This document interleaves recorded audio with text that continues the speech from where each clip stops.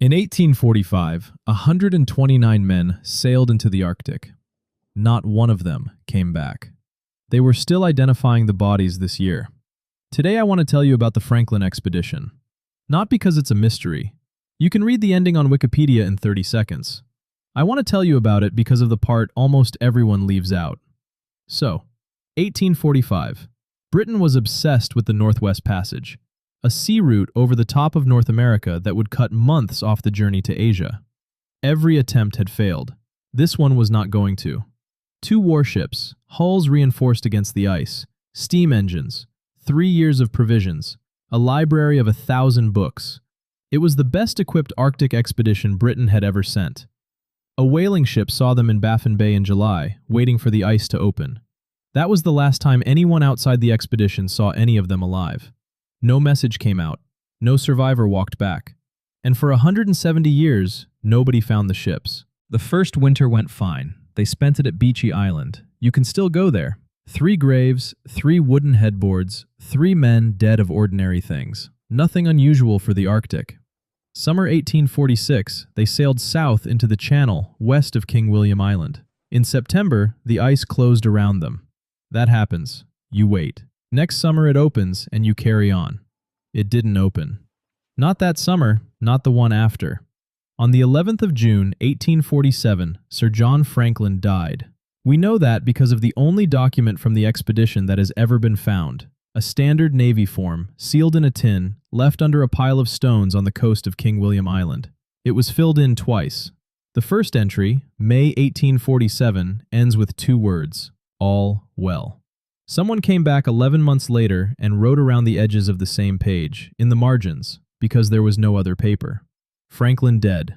24 men dead. Both ships abandoned. 105 survivors setting out on foot for the mainland. That is the entire official record of the expedition. 1 page, written sideways in the margins. 105 men, walking, in the Arctic, dragging ships' boats behind them. The nearest outpost was over 1,000 kilometers away. None of them made it. So here's my question for you. 129 men, 2 of the strongest ships in the Royal Navy, 3 years of food. What actually kills all of them? For a long time, the popular answer was lead. They carried thousands of tins of preserved food, sealed with lead solder, and bodies exhumed at Beechey Island in the 1980s came back with high lead levels. It made a clean story. The technology that was supposed to save them poisoned them instead. More recent work has taken that apart. Sailors of the 1840s were full of lead anyway, from pipes, from paint, from everything. Lead was there. Lead alone doesn't explain it. Scurvy is the better answer. Lemon juice loses its potency in storage, and after 3 years theirs would have been close to useless. Scurvy is worse than most people think. Old wounds reopen. Scars from childhood come apart. Teeth loosen and fall out. Exhaustion arrives long before the obvious symptoms do. But here's the detail that stays with me. That boat found on the ice, the one with 2 skeletons in it. Look at what they chose to drag. Silk handkerchiefs, scented soap, curtain rods, slippers, a backgammon board, books, and almost no food. Men that far gone are not making decisions anymore. The bones tell the last part. On the remains found on King William Island, researchers identified cut marks, the kind left when flesh is removed from bone. In some cases, marks consistent with breaking bones open afterwards. That means it happened in stages. It means some of them lasted a long time. Now, everything I just told you was worked out in the last 40 years with modern forensics. Somebody knew most of it in 1854. John Ray was a Scottish surveyor who worked for the Hudson's Bay Company. He didn't travel like a British naval officer. He learned from the Inuit, ate what they ate, moved the way they moved, and he covered enormous distances doing it. In 1854, he met Inuit hunters who described exactly what had happened. Starving white men walking south, bodies on the shore, and what the last of them had done to stay alive.